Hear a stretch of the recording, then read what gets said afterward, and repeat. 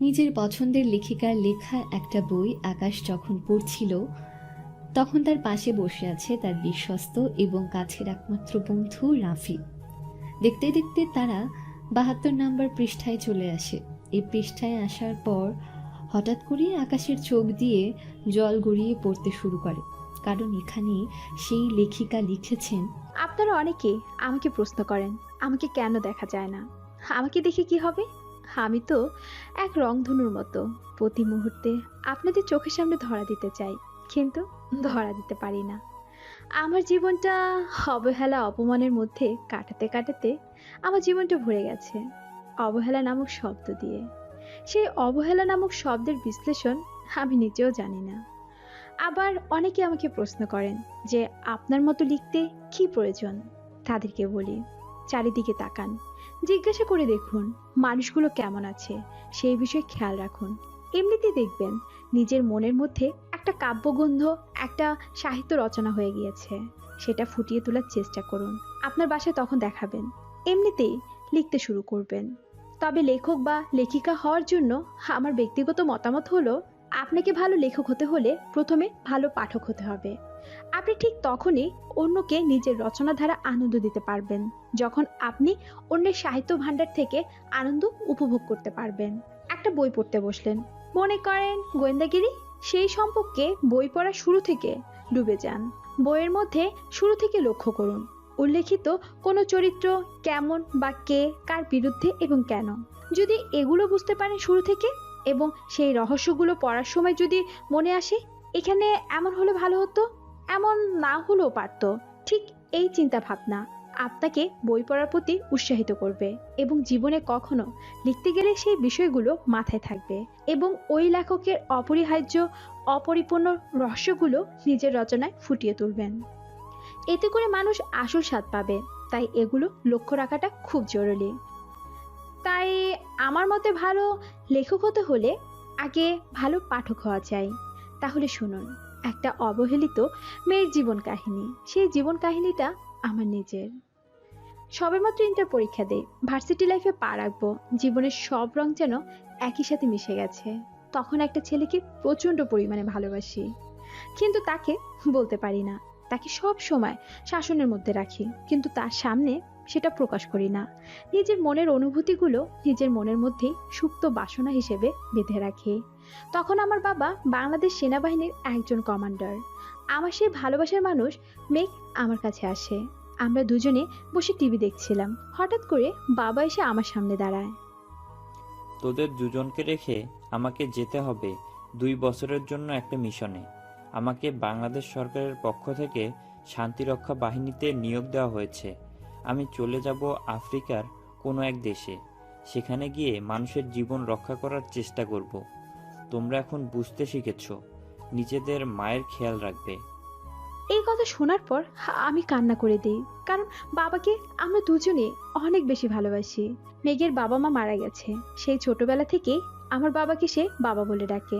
মেঘ আমার চাচাতো ভাই, কিন্তু আমি তাকে অনেক বেশি ভালোবাসি। তাকে বলতে পারি না, কারণ তাকে এখন বললে সে পড়াশোনা বাদ দিয়ে আমার পিছনে লেগে পড়বে। কারণ মেঘ এমনিতে লেখাপড়া করতে চায় না। আমি জোর করে তাকে লেখাপড়া করাই। বাবাকে সে খুব ভয় পায়, কিন্তু বাবা তাকে অনেক বেশি ভালোবাসেন। তখন আমি বাবাকে বললাম, বাবা তুমি চলে গেলে আমাদের কি হবে? আমরা তোমাকে ছাড়া বাঁচতে পারবো না। তুমি অ্যাপ্লাই করে দেখো, যদি তোমার ওখানে যাওয়াটা বন্ধ হয় আমরা তোমাকে এখান থেকে যেতে দিতে পারবো না। বাবা হয়তো বিষয়টা বুঝতে পেরেছেন। তখন তিনি আমার দিকে তাকিয়ে একটু রাগ দেখিয়ে বললেন, তুমি এটা কিভাবে বলতে পারলে মেঘা? আমি তো তোমাদের দুজনকে এই শিক্ষা দেইনি। তোমাদের দুজনকে আমি শিক্ষা দিয়েছি কিভাবে দেশের মানুষের সেবা করা যায়, কিভাবে জনগণের পাশে দাঁড়ানো যায়। কিন্তু তোমরা আমাকে এভাবে বাধা দিচ্ছ কেন? তোমরা কি জানো ওখানে কি হয়? বিভিন্ন বড় বড় দেশের অস্ত্র কোম্পানিগুলো তাদের আস্তানা বানিয়ে নিয়েছে ওই দেশগুলোতে। ওখানকার গরিব মানুষদেরকে তারা ব্যবহার করছে বিভিন্ন খারাপ কাজে। ওখানে ভয়ঙ্কর অস্ত্র তৈরি করা হয় এবং এগুলো বিভিন্ন দেশে সাপ্লাই করা হয়। তারা ওই দেশগুলোকে এমনভাবে ব্যবহার করছে বিভিন্ন দেশকে দখল করার জন্য, যেটা কেউ কল্পনাও করতে পারবে না। আর এসবের সাথে আমাদের দেশের অনেক মানুষ জড়িত আছে। আমি কিভাবে নিজের দেশের সম্মান নষ্ট করতে পারি? আমি যাব মানে যাব, তোমরা আমাকে বাধা দিও না। কিন্তু বাবা, তুমি ওখানে চলে গেলে যদি তোমার কোনো ক্ষতি হয়ে যায়, তাহলে আমরা কিভাবে বাঁচবো? আমরা দুজনে তোমাকে অনেক বেশি ভালোবাসি। তুমি ওখানে যাওয়ার পর যদি ওরা তোমার কোনো ক্ষতি করে ফেলে? আমার কোনো ক্ষতি হয়ে গেলে তোমাদের আবার কি হবে? তোমরা নিজেদের জীবন গঠন করবে। তোমাদেরকে তো আমরা শিক্ষা দিয়েছি। এখন তোমরা তোমাদের জীবন নিয়ে চিন্তা করো। আমি মানুষের পাশে দাঁড়াতে চাই। আমাকে এই কাজের জন্য রাখা হয়েছে। দুজনে মিলে অনেক চেষ্টা করলাম তাকে বোঝানোর, কিন্তু তাকে বোঝাতে পারলাম না। তিনি যাওয়ার জন্য প্রস্তুতি নিয়ে নিলেন। আফ্রিকার মোজাম্বিনে চলে যাবেন। তিনি যেদিন চলে গেলেন সেদিন অনেক কান্না করেছিলাম, কিন্তু তিনি আমাদেরকে সাহস জুগিয়ে সেখান থেকে চলে যান। তবে বোঝার জন্য একটা কথা বলে রাখি, আমাদের দেশে যে মানুষগুলো এই কাজের সাথে জড়িত ছিল তাদের মধ্যে একজন ছিল রাহাত। সে বিভিন্ন দেশের বড় বড় কোম্পানির সাথে ডিল করত। বাংলাদেশ থেকে বিভিন্ন প্রকার অর্থনৈতিক ব্যবসার, এমনকি বাংলাদেশের সব সন্ত্রাসী গ্রুপের সাথে তার পরিচয় ছিল। সেগুলোর কাছে সে অস্ত্র বিক্রি করত। তার অনেক বড় বড় ডিল হতো ওই কোম্পানির সাথে। তারা এই দেশে অস্ত্রগুলো এনে বিভিন্ন সন্ত্রাসীর কাছে লাগাতো। যেখানে দেশে বড় বড় আইন শৃঙ্খলা বাহিনীর সদস্যরা পর্যন্ত এসব অস্ত্র পায় না, সেখানে তারা এগুলো অনৈতিকভাবে ব্যবহার করত। আমি জানি এখনো তারা তাদের কাজ চালিয়ে যাচ্ছে, কিন্তু আমার বাবা, তিনি তো আকাশের তারা হয়ে গেছেন।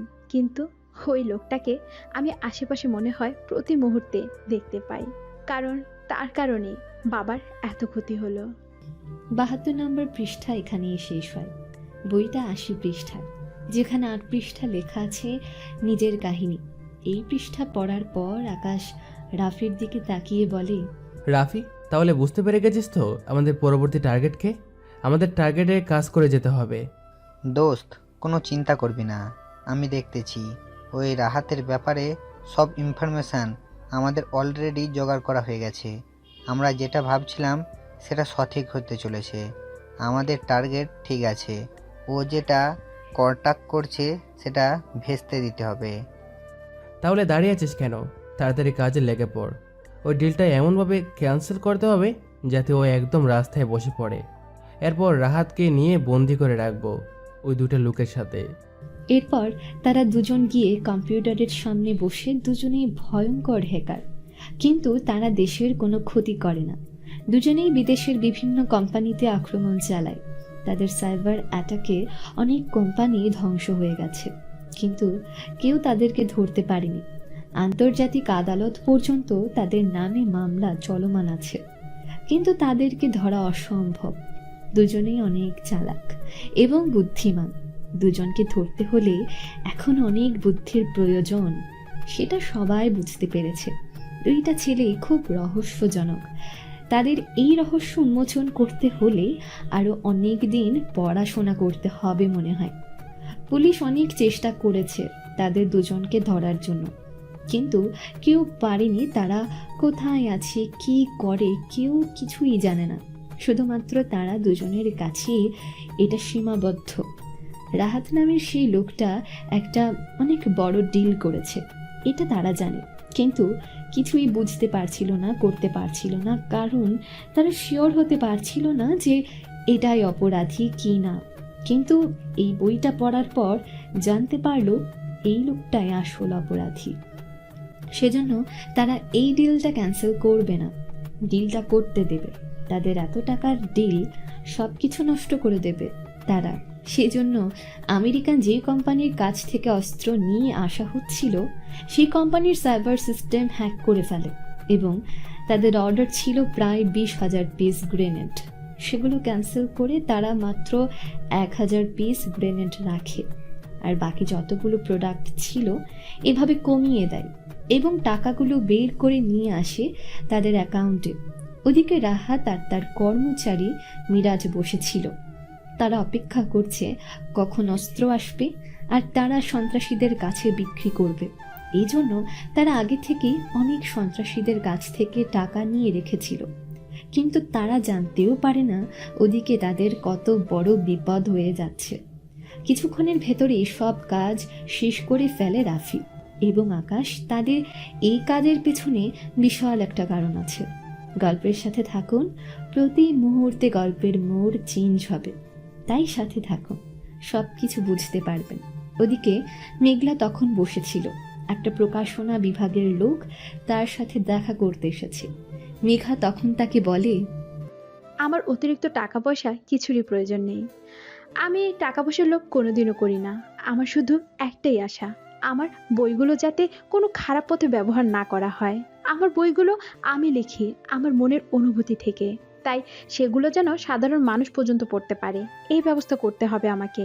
অতিরিক্ত টাকা দিয়ে পরে বইয়ের মূল্য বাড়িয়ে দিবেন, এটা আমি কোনোদিনও চাই না।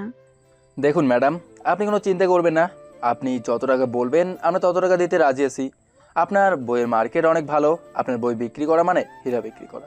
তাই দয়া করে এবারে বইটা আমাদের প্রকাশনা বিভাগ থেকেই ছাপাবেন। মিস্টার রফিক, আমি বুঝতে পারছি আপনার বিষয়টা, কিন্তু দেখেন আমার কাছে অনেক লোকই আসে, সবার অনুরোধ রাখতে পারবো না। তবে আমি চেষ্টা করব এবারের বইটা আপনার প্রকাশনার থেকে ছাপানোর জন্য।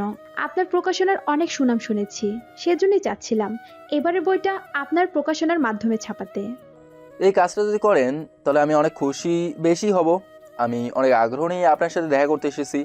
আপনার সাথে দেখা হয়ে ভালোই লাগলো, কিন্তু একটা প্রশ্ন করতে পারি ছোট্ট? হ্যাঁ, অবশ্যই করতে পারেন, কি প্রশ্ন? আপনার এত সম্মান, চারিদিকে মানুষ আপনাকে এত বেশি সম্মান করে, আপনি কেন নিজে বাইরে আসেন না? সবাই আপনাকে দেখার জন্য আগ্রহ নিয়ে বসে থাকে, আপনার পাঠক পাঠিকারা আপনার জন্য কত অপেক্ষা করে, কিন্তু আপনি কেন আপনার ছবি প্রকাশ করেন না? তখন মেঘা মুচকি হাসে। এটা দেখার পর রফিক সাহেব কিছুটা অবাক হন, কারণ তিনি এরকম হাসি খুব কম দেখেছেন। মেয়েটা খুব অদ্ভুত, খুব কম কথা বলে। বেশি কথা বলা তার একদমই পছন্দ নয়, দরকারি কথা ছাড়া একটাও বলে না।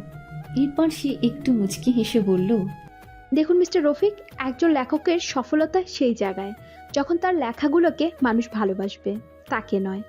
আমি এখন যদি মানুষের সামনে আসি তাহলে হয়তো আমাকে অনেকে পছন্দ করবে, অথবা অনেকেই পছন্দ করবে না, কিন্তু আমি আমার মনের অনুভূতিগুলো থেকে যে লেখাগুলো লিখি সেগুলো মানুষ ভালোবাসবে। তাই আমি চাই আমাকে এমন মানুষেরা ভালোবাসুক যারা আমাকে না দেখে ভালোবাসবে।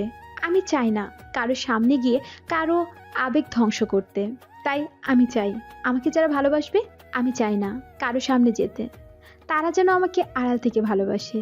আমি চাই না কারো সামনে যেতে। আমি আমার লেখা দিয়ে মানুষের মন জয় করতে চাই, আমার রূপ দিয়ে নয়। সত্যি আপনি অনেক অদ্ভুত, আপনার ব্যাপারে অনেক কথাই শুনেছি, কিন্তু আপনাকে সামনে থেকে না দেখলে বুঝতেই পারতাম না। আপনি সত্যি একজন আশ্চর্যজনক মানুষ, আপনার মতো হওয়া সত্যি অনেক কষ্টের। আচ্ছা, আরেকটা প্রশ্ন। আমার প্রতিটা অনুভূতিতে তুমি নামক আপনার একটা বই প্রকাশ হয়েছে, ওখানে দেখলাম আপনি লিখেছেন ভালো পাঠকই একজন ভালো লেখক, এটা কি ঠিক? দেখেন, সবকিছুর একটা নির্দিষ্ট নিয়ম আছে। গন্ডাকে গন্ডা বই পড়লেই যে বৈতরণী পার হয়ে যাবেন, এটা ঠিক না। সারা রাত রামায়ণ পড়ে যদি সকালে উঠে সীতার পরিচয় বলতে না পারেন, সেটা পড়ার কোনো মূল্যই নেই। ভালো পাঠক বলতে এমন পাঠক উদ্দেশ্য যারা মনোযোগ দিয়ে বই পড়ে। মনোযোগী এবং পরিশ্রমী পাঠকই শ্রম সাধনের মাধ্যমে ভালো লেখকে পরিণত হয়। নিশ্চয়ই উত্তর পেয়ে গেছেন, এখন আসতে পারেন। এরপর রফিক সাহেব চলে গেলেন। মেঘা সেখানে বসে চিন্তা করতে শুরু করলো, সে যে লেখিকা হবে এটা কোনোদিন সে ভাবতেও পারেনি। কোনোদিন বই লেখার কথা সে স্বপ্নেও চিন্তা করতে পারেনি। কিন্তু হঠাৎ করে কি থেকে কি হয়ে গেল সেটা সে নিজেও জানে না। সব কিছু হারিয়ে যখন সে নিঃস্ব, তখন নিজের মনের অনুভূতিগুলো প্রকাশ করতে থাকে কলমের কালিতে। কান্না করতে করতে যখন ডায়েরির পাতাগুলো শেষ হয়ে যেত, তখন হঠাৎ করে তার পরিচিত এক বড় আপুর পরামর্শে তার জীবন কাহিনীর উপর অবলম্বন করে একটা গল্প লিখল। সেই গল্পটা একরকম গল্প হলেও ছিল বাস্তবতার ছোঁয়া। বইমেলায় যখন তার বইটা প্রকাশ হয়, তখনই আলোড়ন সৃষ্টি হয়ে যায়। মানুষ এই বইটা পড়ার জন্য এত বেশি পাগল ছিল যেটা কেউ কল্পনাও করতে পারবে না। সেও কোনোদিন চিন্তা করতে পারেনি মানুষ তার বইটা এত পছন্দ করবে। কিন্তু হঠাৎ করে এরকম হয়ে যাওয়ার কারণে অনেক আগ্রহ জাগে লেখালেখির বিষয়ে, এবং আস্তে আস্তে এই জগতে পা রাখল। কিন্তু তার জীবনে ঘটে গেছে এমন কিছু ভয়ঙ্কর ঘটনা যেগুলো কেউ কল্পনাও করতে পারবে না।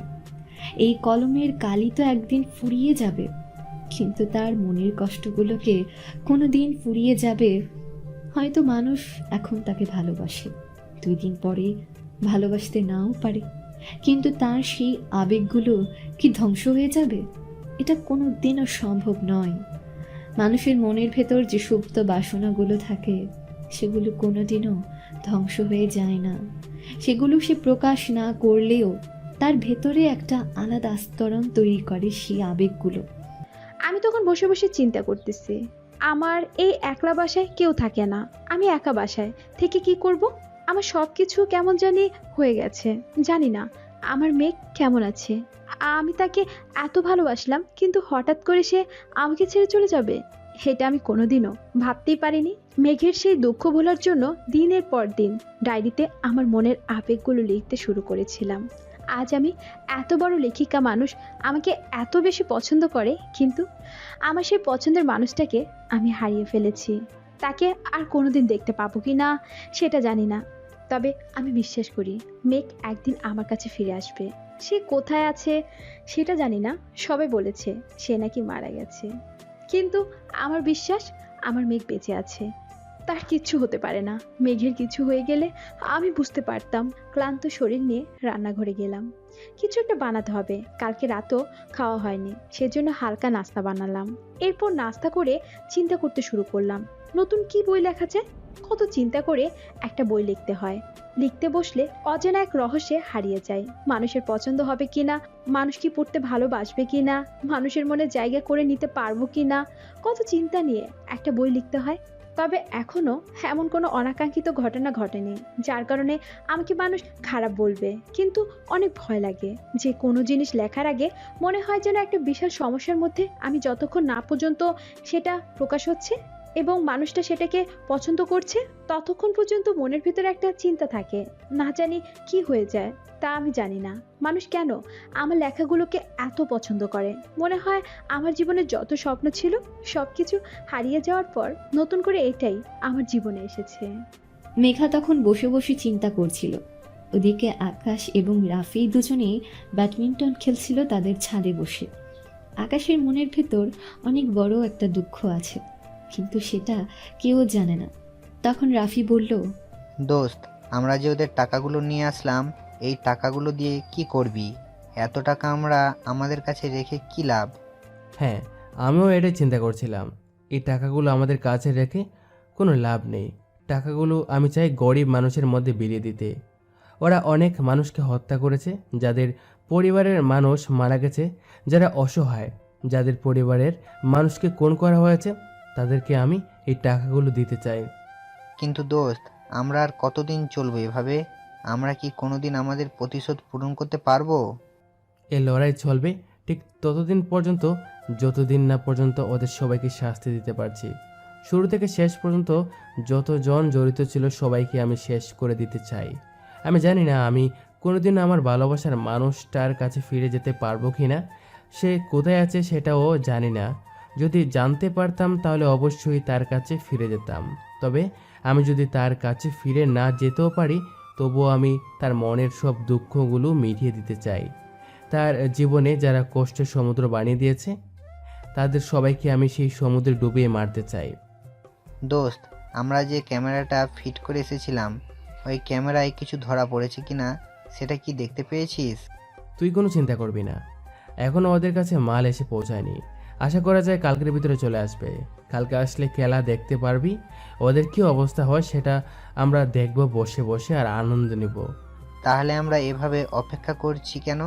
ওদেরকে চল গিয়ে মেরে ফেলি। এভাবে বসে বসে ওদের এসব দেখার সময় তো আমাদের কাছে নেই। ওরা কেউ আমাদের হাত থেকে বাঁচতে পারবে না। ওদের সবাইকে শেষ করে দেব। দূর, কি বলিস? এভাবে যদি ওদেরকে মেরে দিই তাহলে কি কোনো মজা আসবে? ওদেরকে মারতে হবে এমনভাবে যাতে পুরো পৃথিবী মানুষ তাদের অবস্থা দেখে ভয় পেয়ে যায়। তারা আস্তে আস্তে নিজেদের মধ্যে যুদ্ধ করে মরবে, আর আমরা আড়াল থেকে সব কিছু দেখে যাব। আমরা তাদেরকে মারবো না, তারা একে অপরকে মারবে। একটু ওয়েট কর, সব কিছু দেখতে পারবি। পরের দিন রাহাত এবং তার কর্মচারীরা সবাই চলে গেল সমুদ্র বন্দরে। কারণ সমুদ্র দিয়ে তাদের অস্ত্রগুলো বাংলাদেশে এসে পৌঁছাবে। সেজন্য তারা সমুদ্র বন্দর গিয়ে অপেক্ষা করতে শুরু করলো। কিছুক্ষণ পর একটা জাহাজ আসলো। তারা জাহাজে গিয়ে তাদের মালগুলো রিসিভ করলো। মালগুলো রিসিভ করার পর তারা যখন তাদের আস্তানায় ফিরে আসলো, তখন তাদের আস্তানার উপর যে একটা ক্যামেরা লাগানো, সেটা তারা কেউ জানতেও পারে না। আকাশ এবং রাফি দুজনেই বসে কি হচ্ছে সেটা দেখছিল। তারা এসে বক্সগুলো খুলতে শুরু করে। যখন বক্স খুলে তখন দেখতে পায় তারা যে অর্ডার করেছিল তার মধ্যে অর্ধেকের বেশি মাল নেই। তারা টাকা আগে অ্যাডভান্স করে দিয়েছিল, সেজন্য এত কম মাল দেখে রাহাত তাড়াতাড়ি করে আমেরিকান কোম্পানির সেই ম্যানেজারকে কল করে। ম্যানেজার, আপনি এটা কি ঠিক করেছেন? আমার সব কিছু শেষ করে দিবেন আপনি? আমি আপনার কাছে 20,000 গ্রেনেড সহ কয়েকটা স্নাইপার অর্ডার করেছিলাম, কিন্তু আপনি কি করেছেন এগুলো? এখানে তো মাত্র 1,000 গ্রেনেড আর 200 স্নাইপার আছে, বাকিগুলো কোথায়? আপনি কি পাগল হয়ে গেছেন মিস্টার রাহাত? আপনি নিজেই তো অর্ডার করার 3 দিন পর আমার কাছে মেসেজ করে বললেন যে আপনি সমস্যায় আছেন, টাকাগুলো ফেরত দিয়ে দিতে, আর আপনাকে 1,000 গ্রেনেড আর 200 স্নাইপার পাঠানোর কথা বললেন। কি বলছেন ম্যানেজার সাহেব? এটা কিভাবে হতে পারে? আমি আপনার কাছে কখন মেসেজ করলাম? আমি তো আপনার কাছে লিস্ট পাঠিয়েছিলাম। লিস্টে লেখা ছিল 20,000 গ্রেনেড আর 2,000 স্নাইপার। তাহলে এগুলো কি? আমি তো বুঝতে পারতেছি না। আর আপনি কি পাগল হয়ে গেছেন? আমি আপনাকে দেখাচ্ছি, ওয়েট করেন। আমি আপনার কম্পিউটারে একটা ফাইল পাঠাচ্ছি, ওখানে দেখতে পাবেন সব কিছু। আমি সেভ করে রেখেছি, আপনার কাছে পাঠিয়ে দিচ্ছি।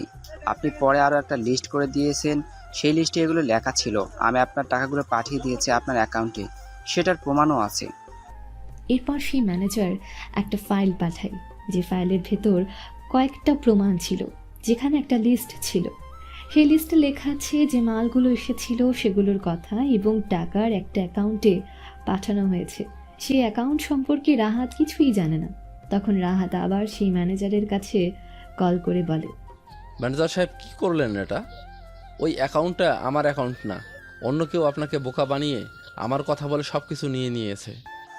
আর আপনি কি পাগল হয়ে গেছেন? আপনি চেক করেন আপনার মেইল বক্স, আপনি নিজেই আমাকে মেইল করেছিলেন এখনও, তাহলে এখন না করতেছেন কেন? আপনি নিজেই চেক করেন এগুলো। রাহাত তাড়াতাড়ি তার ইমেল চেক করে দেখতে পায় তার মেইল বক্স থেকে মেইল পাঠানো হয়েছিল সে ম্যানেজারকে, এবং সেখানে একটা অ্যাকাউন্ট নাম্বার দেওয়া ছিল টাকাগুলো পাঠানোর জন্য। এটা দেখার পর রাহাত আশ্চর্য হয়ে যায়। এটা কিভাবে হতে পারে? সে কোনো প্রকার মেসেজ করেনি ম্যানেজারকে, তাহলে কে করলো এটা দেখার পর সে তার পাশে থাকা মিরাজকে বলে, মিরাজ, তুই ছাড়া এই আস্তানায় কেউ আসতে পারে না, আর আমার পার্সোনাল জিনিসে কেউ হাত দিতে পারে না। তাহলে কি তুই পাঠিয়েছিস মেইল ওই ম্যানেজারের কাছে? আর এই অ্যাকাউন্টটা কার? স্যার, আপনি এসব কি বলছেন? আমি এ ব্যাপারে কিছুই জানি না। আমি তো ওদের সাথে কোনোদিন কথাও বলিনি, আর আমি কিভাবে কি করতে হয় সেটাও জানি না। আমাকে কেন এসবের মধ্যে ফাঁসাচ্ছেন? অন্য কেউ এসব করেছে? আমি বুঝতে পারছি না অন্য কেউ কিভাবে এখানে আসলো আর কিভাবে আমার কম্পিউটারের লকগুলো খুললো।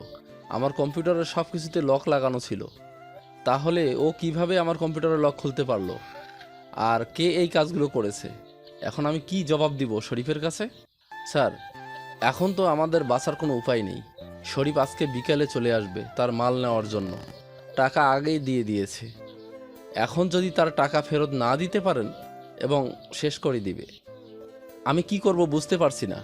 এখন 2 কোটি টাকা আমি কোথা থেকে ম্যানেজ করব?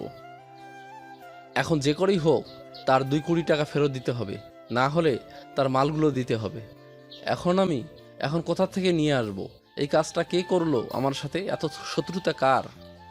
তারা দুজন অনেক বেশি চিন্তায় পড়ে যায়, কারণ বিখ্যাত সন্ত্রাসী শরীফ তাদেরকে অর্ডার করেছিল এই মালগুলো এনে দেওয়ার জন্য, এবং সে আগে টাকা দিয়ে দিয়েছিল।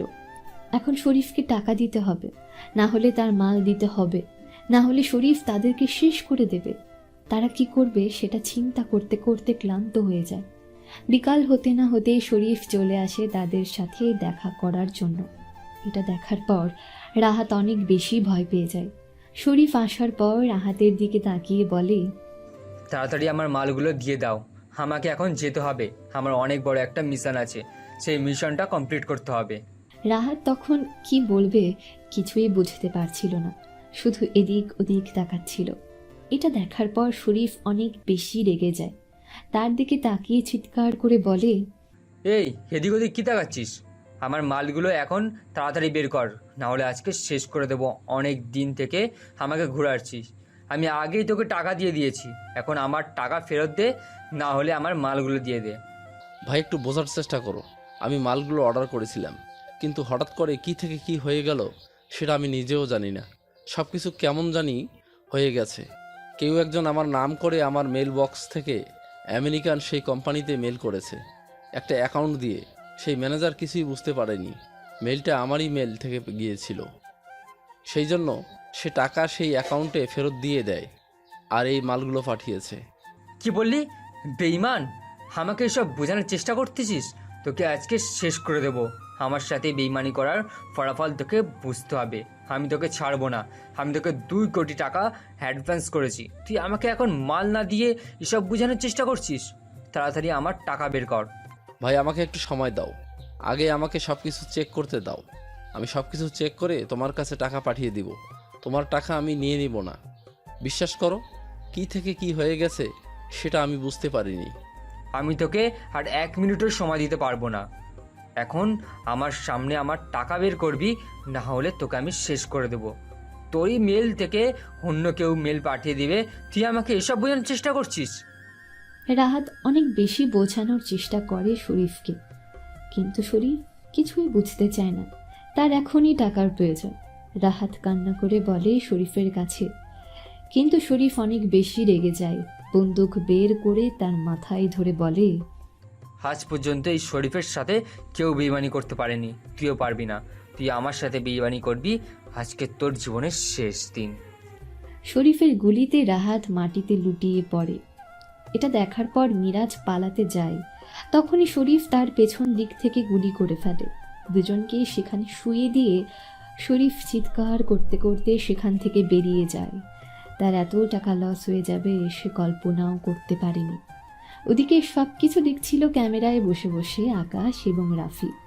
এটা দেখার পর আকাশ বলে, আমাদের টার্গেট একজন শেষ হয়ে গেছে, এখন বইটা বের কর, বইয়ের পরবর্তী পৃষ্ঠা পড়তে হবে।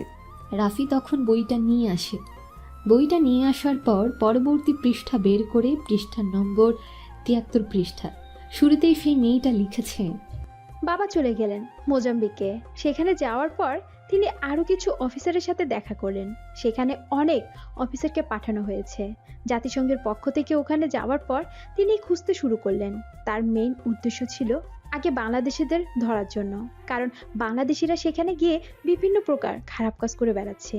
এই কোম্পানিগুলোর সাথে বাংলাদেশের সন্ত্রাসীরাও জড়িত ছিল। বাবা তখন খুঁজতে খুঁজতে একটা বাংলাদেশি সন্ত্রাসীকে সেখানে দেখতে পান, যে ওখানকার একজন বিখ্যাত সন্ত্রাসীর সাথে বাংলাদেশেও তার বিভিন্ন গ্রুপ কাজ করছিল, মানুষকে ক্ষতি করার চেষ্টা করছিল। তারা প্রতিনিয়ত, বাবা তখন সেই গ্রুপগুলোর লিডারকে খুঁজতে শুরু করলো, কারণ তাকে যদি ধরতে পারেন তাহলে অনেক অংশে সন্ত্রাসীবাদ কমে আসবে। কিন্তু পুরোদমে শেষ করা সম্ভব সময় যত বাড়ছিল, বাবা সেখানে সন্ত্রাসীদের আতঙ্ক হয়ে ওঠেন। বিভিন্ন প্রকার খারাপ কাজ বাবা বন্ধ করে দিয়েছিলেন তার বুদ্ধিমত্তা দিয়ে।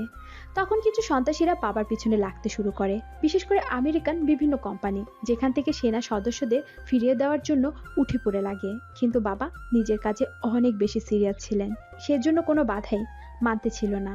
এরপর তাদের অনেক সদস্যকে ধরতে শুরু করেন। তখন বাংলাদেশি একটা লোক বাবার ব্যাপারে খোঁজ নিতে শুরু করে, কিন্তু বাবা এই ব্যাপারে কিছুই বুঝতে পারেন না। তখন সেই লোকটা বাংলাদেশে থাকা তার একটা লিডারকে কল করে এবং সেই লোকটা বাবাকে মেরে ফেলার পরামর্শ দেয়। কিন্তু আমরা কিছুই দেশ থেকে জানতে পারি না। আমরা স্বাভাবিকভাবে নিজেদের জীবনযাপন করছিলাম। এভাবে দেখতে দেখতে প্রায় 3 মাস কেটে যায়, কিন্তু আমরা কিছুই বুঝতে পারলাম না আমাদের আশেপাশে কি হচ্ছে। একদিন সকালে আমি ঘুম থেকে উঠে তাড়াতাড়ি চলে গেলাম মেঘকে ডাকতে, কারণ সে অনেক অলস, ঘুম থেকে উঠতে অনেক লেট করে। আমি তখন তাকে এগিয়ে টেনে ঘুম থেকে উঠালাম। নিচে এসে দেখি আম্মু ব্রেকফাস্ট রেডি করে ফেলেছেন। আমরা 3 জন মিলে ব্রেকফাস্ট করতে বসলাম। তখনই হঠাৎ করে বাহিরে কয়েকটা গাড়ি থামার আওয়াজ পেলাম। আমরা তখন পিছনে ফিরে তাকাতে দেখতে পেলাম কয়েকটা লোক এসেছে, কিন্তু তাদের সবার মুখে কালো মাস্ক পরা, সেই জন্য কিছুই চিনতে পারলাম না। এরপর সেই লোকগুলো এসে আমাদের সবার হাত পা বেঁধে ফেললো। তখন মেঘ একটা লোকের দিকে তাকিয়ে বলল, ভাই, আপনারা কারা আর এভাবে এসে আমাদেরকে বাঁচছেন কেন? আমরা কি করেছে আপনাদের সাথে? প্লিজ বলেন, আমাদেরকে এভাবে আটকে রাখার কারণ কি? কিন্তু লোকটা কিছুই বলল না।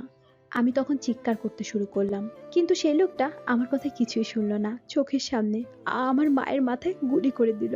আমরা দুজনেই তখন কান্না করতে শুরু করলাম। তখন লোকটা একটা ছেলেকে বলল, ওই ছেলেটাকে নিয়ে মেয়ের নদীতে ভাসিয়ে দিবি, আর এক কাজ করবি, এই মেয়েটাকে তুলে নিয়ে আয়, আমাদের সাথে এই মেয়েটাকে ব্যবহার করবো আমরা। এই কথা শোনার পর আমরা সবাই কান্না করতে শুরু করলাম। আমি আমার মায়ের লাশ চোখের সামনে দেখছিলাম, সাথে মেঘকে বেঁধে রাখা হয়েছে। এটা আমি সহ্য করতে পারছিলাম না। আমি তখন সেই লোকটার দিকে তাকিয়ে বললাম, প্লিজ এরকম করবেন না, আমাকে কেন নিয়ে যাবেন? আর আপনারা এরকম করছেন কেন? আমি তো আপনাদের কোনো ক্ষতি করিনি, বা আমার পরিবারের লোকজন আপনাদের কোনো ক্ষতি করেনি, তাহলে কেন এরকম করছেন? কিন্তু লোকটা কোনো কথা বললো না, মেঘকে টেনে নিয়ে যেতে শুরু করলো। মেঘ তখন পিছন দিকে তাকালো, কিন্তু সেই লোকটা মেঘের মাথায় একটা শক্ত লাঠি দিয়ে আঘাত করলো। সঙ্গে সঙ্গে তার জ্ঞান হারিয়ে গেল। এরপর তারা মেঘকে তুলে নিয়ে গেল আমাকে রেখে। আমি চিৎকার করে কান্না করতেছি, কিন্তু সেই লোকগুলো আমাকে টেনে নিয়ে গাড়িতে তুললো। দেখতে দেখতে 3 পৃষ্ঠার সমাপ্তি ঘটল। আকাশ অনেক আগ্রহ নিয়ে পরবর্তী পৃষ্ঠা উল্টালো। পৃষ্ঠা সংখ্যা 76।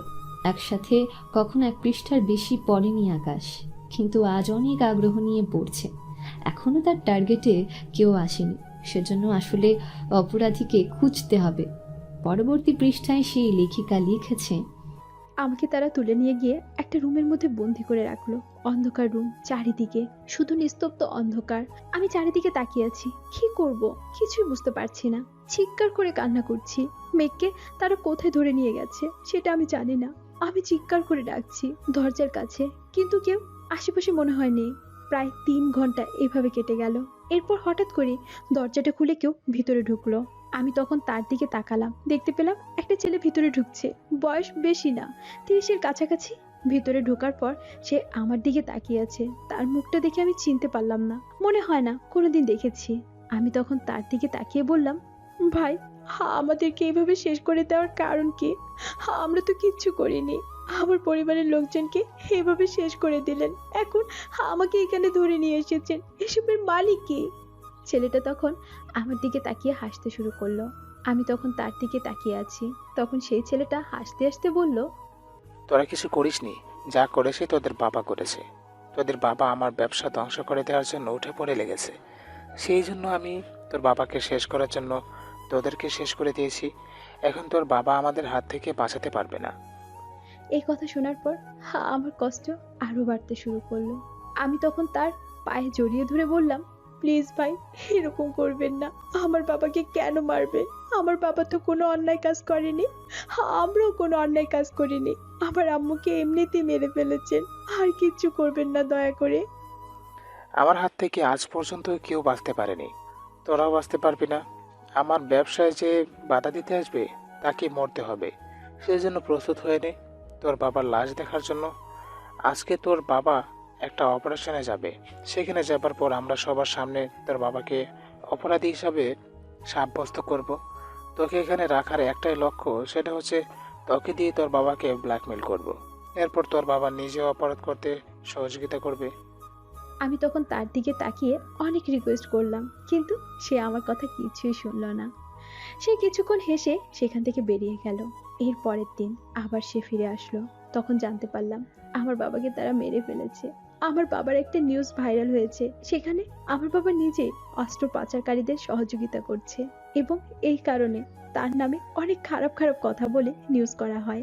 আমি এটা সহ্য করতে পারছিলাম না। আমি চাইছিলাম এখান থেকে আত্মহত্যা করে মরে যেতে, কিন্তু পারছিলাম না। এভাবে দেখতে দেখতে 1 সপ্তাহ কেটে গেল। মেঘ কেমন আছে, ওকে বাঁচিয়ে রেখেছে নাকি মেরে ফেলেছে সেটাও আমি জানি না। আমি শুধু কান্না করছিলাম। নিজের মনের অনুভূতি প্রকাশ করার মতো একটা মানুষও আশেপাশে ছিল না। তখন সেখানে 1 সপ্তাহ পর আরো একটা লোক আসে। সেই লোকটা আসার পর আগে যে লোকটা ছিল সেই লোকটা আমার কাছে নিয়ে আসে। এসে বলে, এই হচ্ছে অফিসার রাজীবের মেয়ে, আশা করি আপনারা ভালো লাগবে, তবে আমাকেও সুযোগ দিবেন। আমি কিছুই বুঝতে পারলাম না। আমি তার দিকে তাকিয়ে বললাম, প্লিজ এরকম করবেন না, আমাকে তো একদম শেষ করে দিয়েছেন। এমনিতে আমি মরে গেছি। এখন আমার সাথে কি করবেন? আমাকে ছেড়ে দিন বলছি, না হলে আমাকে মরার সুযোগ করে দিন। আমি নিজে আত্মহত্যা করতে চাই। কিন্তু সেই লোকটা আমার কোনো কথাই শুনছিল না। সে হাসতে হাসতে বেরিয়ে যায়। এরপর যে লোকটাকে নিয়ে এসেছিল সেই লোকটা আমার দিকে এগিয়ে আসতে শুরু করে। আমি তখন তাকে অনেক রিকোয়েস্ট করলাম, কিন্তু সে আমার কোনো কথা শুনলো না। আমার উপর হিংস্র পশুর মতো ঝাঁপিয়ে পড়লো। তাকে অনেক চেষ্টা করলাম সরানোর, কিন্তু সে এতটাই হিংস্রভাবে আমার উপর আক্রমণ করতেছিল, সেটা আমি সহ্য করতে পারছিলাম না। মেঘের জন্য যে স্বপ্নটা সাজিয়েছিলাম সেই স্বপ্নের সবকিছু শেষ হয়ে গেল। আমি কান্না করছি, তখন সেই লোকটা হাসতে হাসতে বেরিয়ে গেল। একটু পরে আগের লোকটাকে নিয়ে আসলো। এরপর বলল, সজীব ভাই, তুমি সত্যি একটা জিনিস এনেছো। তোমার সাথে আমার ডিল ফাইনাল। এরকম যদি আপ্যায়ন করো তাহলে তো তোমার সাথে ডিল করতেই হয়। এতদিনে ওই লোকটার নাম শুনলাম। লোকটার নাম সজীব, কিন্তু এই নামের কাউকে আমি কোনোদিন দেখিনি। তারা আমার বাবার সাথে শত্রুতার কারণে আমার সাথে এত বড় একটা জঘন্য কাজ করলো। হয়তো মেঘকেও তারা মেরে ফেলেছে। এরপর সজীব নামের ছেলেটাও আমার উপর এসে ঝাঁপিয়ে বসলো। আমি তাকে অনেক চেষ্টা করলাম সরানোর, কিন্তু সেও আমার সাথে খারাপ কাজ করলো। আমি জীবন্ত লাশ হয়ে গিয়েছিলাম। তারা জোর করে আমার খাবারের ব্যবস্থা করত, আমাকে জোর করে খাওয়াতো, শুধুমাত্র আমাকে বাঁচিয়ে রাখার জন্য। কিন্তু আমি বেঁচে থাকতে চাই না। আমি এই পৃথিবী ছেড়ে চলে যেতে চাই। এই ভয়ঙ্কর পৃথিবীতে আমার বাঁচার কোনো ইচ্ছে নেই। এভাবে দেখতে দেখতে আরো কয়েকদিন কেটে যায়। 5 মাসের কাছাকাছি তারা আমাকে ছাড়ছিল না। তবে এরপর থেকে আমার সাথে আর কোনো খারাপ কাজ করেনি। হয়তো আমাকে ব্যবহার করে ফেলেছে, এই জন্যই নতুন আরো কাউকে খুঁজে নিয়ে এসেছে। কিন্তু আমাকে কেন ছাড়ছিল না সেটা আমি জানি না। আগের মতো সেই লোকটাও আসে না। তবে আমাকে যে রুমের মধ্যে বন্দি করে রাখা হয়েছে, তবে সেই রুমের পাশের রুম থেকে আমি কিছু কথা বলার আওয়াজ পাই মাঝে মাঝে, কিন্তু কারা কথা বলবে সেটা আমি জানি না। একটুও আলো প্রবেশ করতো না। সেই রুম অন্ধকার। সেই রুমে আমি এতদিন কিভাবে ছিলাম সেটা আমি নিজেও চিন্তা করতে পারি না। কিন্তু হঠাৎ করে একদিন আমার জীবনে পরিবর্তন হয়ে যায়। আমি বসেছিলাম রুমের মধ্যে, সকাল নাকি দুপুর সেটা আমি জানি না। দিন গণনা করতে করতে সেই হিসাবটাও হারিয়ে ফেলেছি, কারণ ভুলে যেতাম। মাঝে মাঝে অজ্ঞান হয়ে পড়তাম। মানসিক চাপে মনে হচ্ছিল আমি একদম শেষ হয়ে যাব। শুধুমাত্র মৃত্যুর অপেক্ষা করছিলাম, কখন আমার মৃত্যু হবে। কিন্তু মনে হয় এই দিনগুলো দেখার জন্যই আমাকে সৃষ্টিকর্তা বাঁচিয়ে রেখেছিলেন। সেই দিন আমি অনেক বেশি কান্না করছিলাম। হয়তো আল্লাহ সেটা দেখে আমার প্রতি একটু দয়া করেছিলেন। কিছুক্ষণের মধ্যে সেখানে গোলাগুলির আওয়াজ শুনতে পেলাম, কিন্তু কারা গুলি করছে সেটা আমি জানি না। একটু পর দেখলাম দরজাটা খুলে গেছে। আমি সামনের দিকে তাকিয়ে দেখলাম কয়েকজন পুলিশ অফিসার আমার দিকে তাকিয়ে আছেন। আমি তখন তাদের দিকে তাকিয়ে কান্না করে সব ঘটনা খুলে বললাম। তারা তখন আমাকে সেখান থেকে বের করে নিয়ে গেলেন। আমাকে 2 দিন জিজ্ঞাসাবাদ করা হলো। কিন্তু আমি কিছুই জানি না তাদের ব্যাপারে। কি বলবো? আমি তো ওই রুম থেকে বেরই হতে পারিনি। তবে আসার সময় দেখেছিলাম আশেপাশে 2-3টে লোক পড়ে আছে। হয়তো পুলিশ তাদেরকে ধরতে গিয়ে এই লোকগুলোকে মেরেছে, কিন্তু সজীবকে কোথাও দেখতে পেলাম না। আমি তখন পুলিশ অফিসারের কাছে সজীবের ব্যাপারে সবকিছু বললাম। তখন পুলিশ অফিসার আমাকে বললেন, দেখুন, সজীব জঘন্য একজন মাদক ব্যবসায়ী, এমন অস্ত্র পাচারকারী। আমরা ওকে ধরার জন্য সেখানে গিয়েছিলাম। আমরা খবর পেয়েছিলাম সে ওখানে একটা মিটিং করবে। ওখানে যাওয়ার পর তারা গোলাগুলি করে, তারপর সজীব হারিয়ে যায়। আমরা সজীবকে ধরতে পারিনি। কোনো চিন্তা করবেন না, খুব তাড়াতাড়ি আমরা তাকে ধরে ফেলবো। আমি তখন হালকা হেসে সেখান থেকে বেরিয়ে আসলাম। এই হাসিটার ভিতরে কত যে কষ্ট প্রকাশ করছিল সেটা হয়তো পুলিশ অফিসার বুঝতে পারলেন না। আমি সেখান থেকে বেরিয়ে এসে প্রথমে ভাবলাম আত্মহত্যা করব। সেই জন্য চলে গেলাম একটা নদীর ধারে। সেখানে গিয়ে অনেকক্ষণ বসে রইলাম। এরপর চিন্তা করলাম নদীতে ঝাঁপিয়ে আত্মহত্যা করব। সব প্রস্তুত নিয়ে ফেললাম, কিন্তু হঠাৎ করে পেছন থেকে একটা মেয়ে বলে উঠল, প্রেম তো জীবনে বারবারই আসবে, তাই বলে এভাবে আত্মহত্যা করতে হবে? আমার অনেক রাগ হলো তার প্রতি। সবাই কি প্রেমের জন্য আত্মহত্যা করে নাকি? আমি তখন তার দিকে তাকিয়ে বললাম, যা জানেন না সেই ব্যাপারে কথা বলবেন না। আপনাকে কে বলেছে যে আমি প্রেমের কারণে আত্মহত্যা করছি? তখন সেই মেয়েটি এসে আমার কাছে বসলো, আমাকেও নিয়ে বসালো একটা পাথরের উপর। আমার দিকে তাকিয়ে বলল, আমি সত্যি আন্তরিকভাবে দুঃখিত। আমি বুঝতে পারিনি তোমার সাথে এত বড় একটা অন্যায় হয়েছে। তবে আমি তোমাকে একটা কথা শুধু বলতে চাই, মৃত্যু সব কিছুর সমাধান নয়। তোমাকে লড়াই করতে হবে এবং সামনের দিকে এগিয়ে যেতে হবে। নিশ্চয়ই তুমি এমন কিছু পাবে যা তুমি আশা করতে পারো না।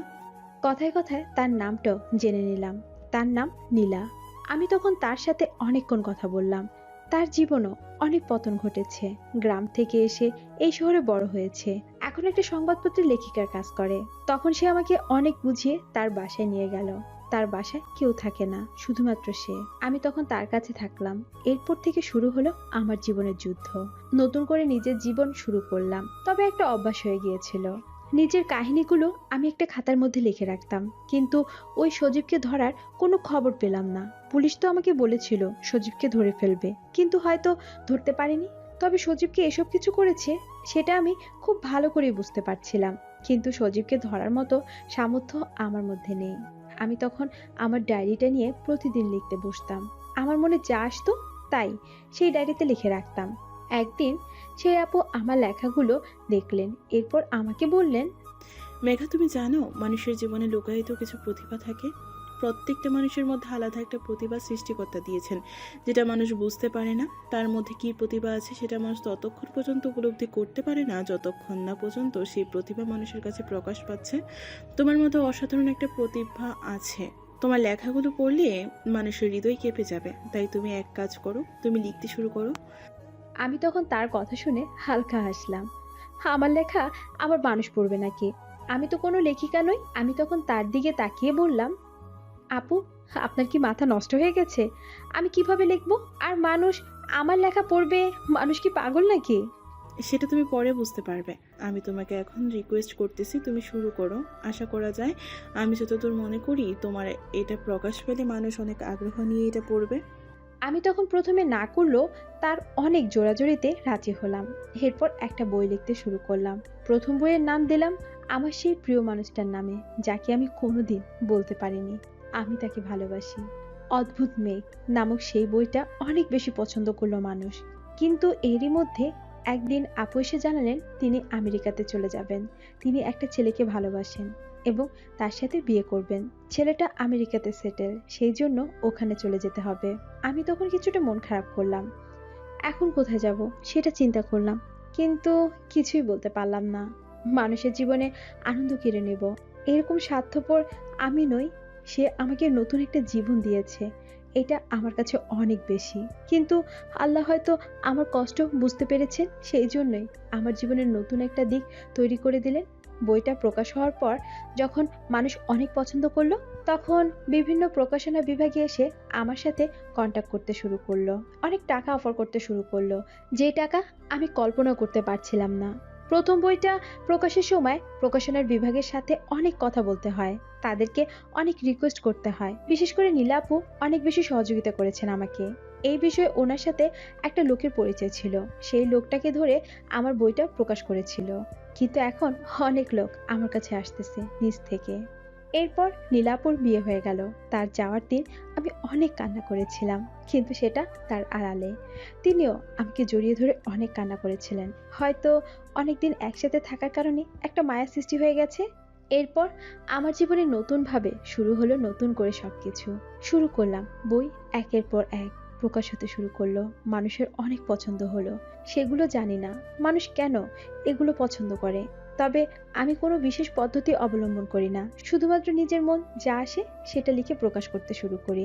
তবে আমি যা লিখি তা আমার মনের অনুভূতি থেকে লিখি, সেজন্য হয়তো মানুষ এগুলো পছন্দ করছে। নিজের একটা বাড়ি করলাম, তবে একা থাকতে থাকতে একটা অভ্যাস হয়ে গিয়েছিল, সেই জন্যই কারোর সাথে শেয়ার করতাম না।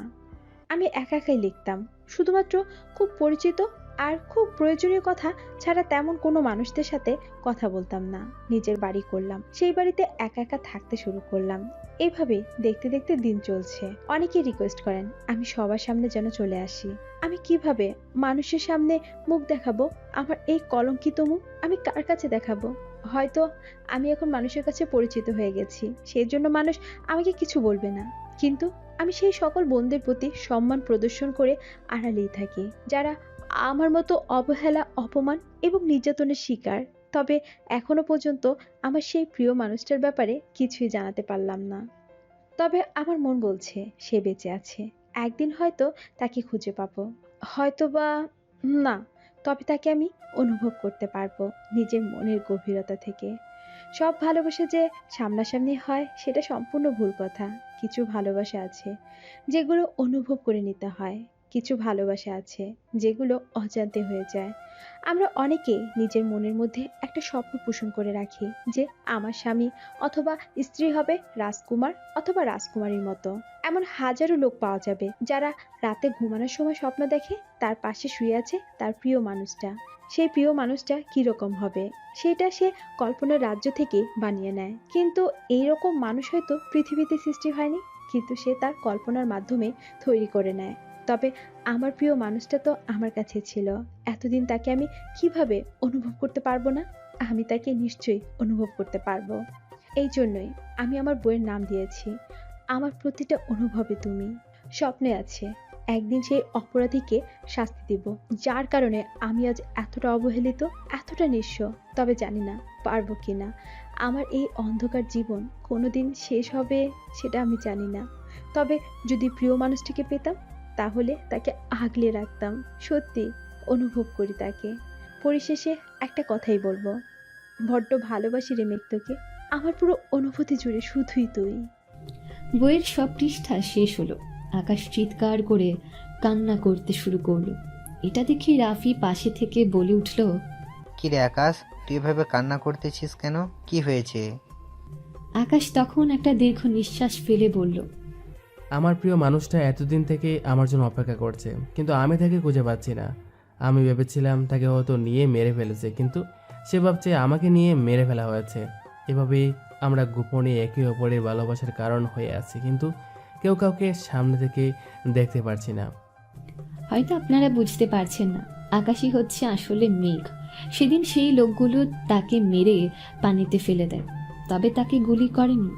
কিছুক্ষণ মারার পর মেঘ অজ্ঞান হয়ে গিয়েছিল, কিন্তু সেই লোকগুলো ভেবেছিল সে মারা গেছে, সেজন্য নদীতে ফেলে দেয়। ওদিকে রাফি তখন প্রতিষ্ঠিত একজন হ্যাকার। হ্যাকিং নিয়ে তার অনেক বেশি আগ্রহ। জীবনে বাবা মা কাউকে দেখেনি, সে রাস্তায় বড় হয়েছে, তবে মানুষের নির্মম অত্যাচার দেখেছে। তাদের হাত থেকে সাধারণ মানুষকে রক্ষা করার জন্য সে দিনের পর দিন কাজ করে যাচ্ছিল। একদিন সে বসেছিল নদীর ধারে, বসে নদীর পানির দিকে তাকিয়ে কান্না করে ফেলল। তখন হঠাৎ করে দেখতে পায় একটা ছেলে মৃত্যুর সাথে লড়াই করছে পানির মধ্যে। রাফি সাথে সাথে লাফ দিয়ে পানিতে পড়ে যায়। এরপর সে ছেলেটাকে তুলে নিয়ে আসে। নিয়ে আসার পর অনেকক্ষণ চেষ্টা করে ছেলেটার জ্ঞান ফেরানোর, কিন্তু ছেলেটার জ্ঞান ফেরাতে পারে না। এরপর ডাক্তারের কাছে নিয়ে যায়। ডাক্তার তার চিকিৎসা করে পরের দিন ছেলেটার জ্ঞান ফিরে আসে। তখন সে ছেলেটার কাছে যায়। ছেলেটার কাছে গিয়ে জিজ্ঞাসা করে তার নাম। এরপর ছেলেটার কাছ থেকে সব কিছু শুনিয়ে সে বুঝতে পারে ছেলেটা একদম অসহায় হয়ে পড়েছে, এখন তার সহযোগিতা প্রয়োজন। তখন সে বলে, তুমি চাইলে আমার সাথে থাকতে পারো, আমি তোমাকে আমার বাসায় নিয়ে যাব। আমার বাসায় কেউ থাকে না, শুধুমাত্র আমি থাকি। তুমি চাইলে আমার সাথে থাকতে পারো, তবে তোমার এই নাম পরিবর্তন করতে, এবং আমি একজন হ্যাকার এবং তোমাকেও আমার সাথে থাকতে হবে। মেঘের তখন এই কথাটা মেনে নেওয়া ছাড়া আর কোনো উপায় ছিল না, কারণ তার এখন যাবার আর কোনো জায়গা নেই। তখন সে রাফির কথা মেনে নেয় এবং তার সাথে যেতে শুরু করে। এরপর রাফির কাছ থেকে সব কিছু শুনি এবং বুঝতে পারে ছেলেটা সৎ এবং সঠিক কাজ করছে। তখন সে ছেলেটার সাথে থাকতে থাকতে শিখতে শুরু করেছে হ্যাকিং। এক পর্যায়ে সেই ছেলেটাকেও ছাড়িয়ে যায় হ্যাকিংয়ে, এবং আস্তে আস্তে সে বুঝতে পারে তাকে প্রতিশোধ নিতে হবে সেই লোকগুলোর কাছ থেকে। তবে মেঘের ছোট থেকে গল্প পড়ার অনেক শখ ছিল, সেজন্য নতুন কোনো বই বের হলেই সে সেটা কিনে নিয়ে আসতো। এভাবে দেখতে দেখতে একদিন তার হাতে চলে আসে মেঘার লেখা অনুভূতির মায়াজাল বইটি।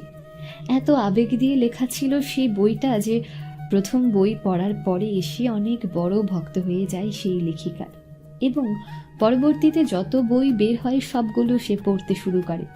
কিন্তু সেই লেখিকাকে অনেক খুঁজে ইন্টারনেটে তার নাম লিখে অনেক সার্চ করে, কিন্তু কেউ তার ছবি দেখাতে পারছিল না, কারণ সেই লেখিকা কোনোদিন নিজের ছবি কারো কাছে প্রকাশ করেননি।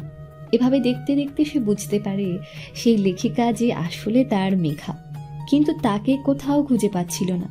এভাবে দিন যেতে শুরু করে। তবে মাঝে মাঝে তাদেরকে বাড়ি পরিবর্তন করতে হতো, কারণ এক বাড়িতে থাকলে তাদেরকে ধরে ফেলতে পারে পুলিশ।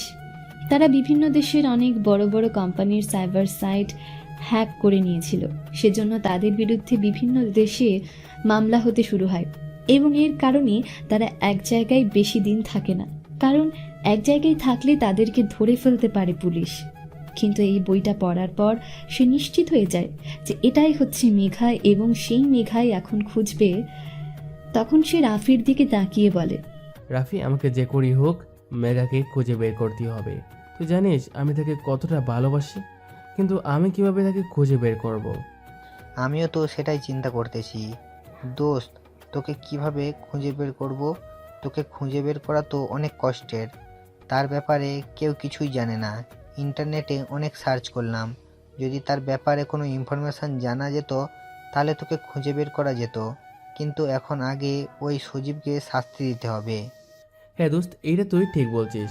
ওই সজীব এসব কিছুর মূল, ওকে ধরতে হবে বাবা। এবং সবাইকে মারার পেছনে সজীবের হাত রয়েছে, তাই সজীবকে এবং তার সহযোগী সবাইকে ধরতে হবে। তুই যদি মাইন্ড না করিস তাহলে একটা কথা জিজ্ঞেস করি? কি কথা দোস্ত, বল। মেঘাকে কি তুই আবার রিসিভ করবি তোর কাছে? তুই তো জানিস মেঘার সব কিছু শেষ হয়ে গেছে, এরপরেও তুই আবার মেঘাকে খুঁজতে চাচ্ছিস, এর কারণ কি? এই কথা শোনার পর আকাশ অর্থাৎ মেঘ অনেক বেশি রেগে যায়, কারণ তার প্রিয় মানুষটার নামে কেউ এরকম কথা বলবে এটা সে সহ্য করতে পারে না। তখন সে রাফির দিকে তাকিয়ে বলে, দোস্ত, তুই এটা কীভাবে বলতে পারলি? তুই জানিস আমি মেঘাকে ভালোবাসি এবং তার সাথে একটা দুর্ঘটনা ঘটে গেছে। সে ইচ্ছে করে এই কাজটা করেনি, তাহলে আমি তাকে কেন মেনে নিব না? আমি তাকে ভালোবাসি, আমার ভালোবাসার প্রমাণ তার কাছে দিতে হবে। আমি যদি তার এই অসহায় মুহূর্তে তার পাশে না থাকি তাহলে কখন থাকবো? আমি তাকে ভালোবেসেছি তার মনের গহীনে নিজেকে আবিষ্কার করার জন্য, তার দেহটা পাওয়ার জন্য নয়। তাকে যদি জোর করে কেউ শতবার ব্যবহার করতো, এরপরও আমি তার কাছে ফিরে যেতাম, কারণ আমি তাকে সত্যি ভালোবাসি। এই কথা শোনার পর রাফি মেঘকে জড়িয়ে ধরে বলে, দোস্ত, সত্যি তুই অনেক ভালো। আমি একটু তোকে পরীক্ষা করছিলাম। এখন চল, আমাদেরকে কিছু লোকের সাথে দেখা করতে হবে। আমার পরিচিত যতজন আছে সবাইকে আমি লাগিয়ে দিচ্ছি সজীবের ব্যাপারে খোঁজ নেওয়ার জন্য। সজীব অনেক বড় একটা অপরাধী, তাই তার ব্যাপারে খুঁজে নিতে বেশি সময় ব্যয় করতে হবে না। এরপর তারা দুজন খুঁজতে বের হয়ে যায়। যে করেই হোক সজীবের ব্যাপারে সব কিছু জানতে হবে, কারণ সজীবকে ধরতে হবে। তারা কিছু লোকের সাথে দেখা করে এবং তাদেরকে টাকা দিয়ে সজীবকে খুঁজতে শুরু করে, কিন্তু সজীবের ব্যাপারে কিছুই জানতে পারল না, কারণ সজীব অনেক ভয়ঙ্কর একটা অপরাধী। যতদিন গেছে তার কাজকর্মের ভয়ঙ্কর অবস্থা আরো দিন দিন বাড়তে শুরু করে। এখন সে অনেক ভয়ঙ্কর একটা অপরাধী। পুলিশ তাকে অনেক খোঁজাখুঁজি করেছে, কিন্তু কিছুতেই ধরতে পারছিল না। কিন্তু মেঘ যখন থেকে জানতে পেরেছে তার প্রিয় মানুষটার ব্যাপারে, এরপর থেকে তার একটা উদ্দেশ্য, আগে যে করেই হোক মেঘাকে খুঁজে বের করতেই হবে। কিন্তু সে কোথায় খুঁজে পাবে? মেঘা তার ব্যাপারে কিছুই বলেনি কারোর কাছে। এখন সে কি করবে? এভাবে দেখতে দেখতে 5 দিন কেটে যায়। তখন হঠাৎ করেই রাফি জানতে পারে নতুন একটা বই রিলিজ হবে স্বপ্নের পাতা নামক একটা প্রকাশনা বিভাগ থেকে। এটা শোনার পর রাফি মেঘের কাছে এসে বলল, দোস্ত, আমার মনে হয় এখন আমাদেরকে ওই প্রকাশনী বিভাগের প্রধান যে আছে তার সাথে দেখা করতে হবে। যদি ওই লোকটা কোনো দিন মেঘের ব্যাপারে কিছু জানে তাহলে সে আমাদেরকে নিশ্চয় বলবে। যদি না বলে তাকে জোর করে সব কিছু বলতে হবে, এটাই একটা সুযোগ। এই কথা শোনার পর আমার মাথা কাজ করা বন্ধ করে দিল। যে করেই হোক ওখানে যেতে হবে। এরপর আমি রাফিকে বললাম, হ্যাঁ দোস্ত, ওই লোকের অফিসে চল, তাড়াতাড়ি এখনই আমাদেরকে যেতে হবে, বসে থাকলে চলবে না। এরপর তারা দুজন বেরিয়ে পড়ল। সেই প্রকাশনা বিভাগের প্রধানের সাথে দেখা করতে হবে। সেখানে যাওয়ার পর তার অফিসের সবার সাথে কথা বলল। সেই লোকটার রুমের মধ্যে নিয়ে গেল তার একজন কর্মচারী। ওখানে যাওয়ার পর সেই লোকটা তাদেরকে দেখে চিনতে পারল না। এরপর রাফি বলল, রাফিক সাহেব, আমরা আপনার সাথে দেখা করতে এসেছি। একটা গুরুত্বপূর্ণ বিষয় নিয়ে। আমাদেরকে একটু সময় দিতে পারবেন? জি বলুন, কি বলবেন? তখন তারা দুজন চেয়ারে গিয়ে বসে লোকটা যতদূর সম্ভব ভালো মানুষ হবে, না হলে এত ব্যস্ত একজন মানুষ তাদেরকে সময় দিত না। তখন মেঘ বলে, আপনার প্রকাশনা বিভাগ থেকে মেঘা রহমান নামক একজন নতুন একটা বই প্রকাশ করতেছে। আমরা তার ব্যাপারে কিছু জানতে চাই। আপনি তার ব্যাপারে আমাদেরকে কিছু বলতে পারবেন? সে কোথা থেকে বা কী করে? এ ব্যাপারে যদি আমাদেরকে বলতেন তাহলে আমাদের খুবই সুবিধা হতো। এই কথা শোনার পর সেই লোকটা অদ্ভুতভাবে মেঘের দিকে তাকিয়ে থাকে।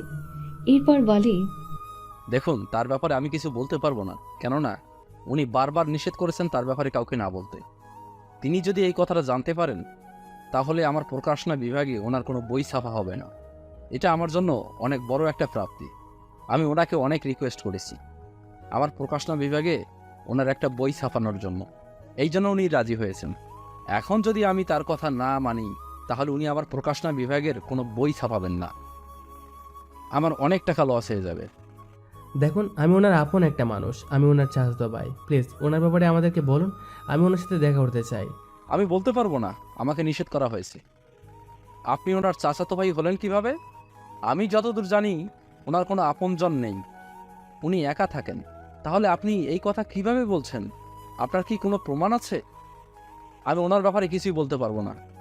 এই কথা শোনার পর রাফি অনেক বেশি রেগে যায়। বন্দুক বের করে সেই লোকটার মাথায় ধরে। রফিক সাহেব তখন বন্দুক দেখে ভয় পেয়ে যান। এরপর বলেন, এখানে সন্ত্রাসী করার জায়গা নয়, আপনারা এখান থেকে চলে যান। আমি আপনাদেরকে রিকোয়েস্ট করছি এখান থেকে চলে যাওয়ার জন্য, না হলে কিন্তু অনেক খারাপ হয়ে যাবে।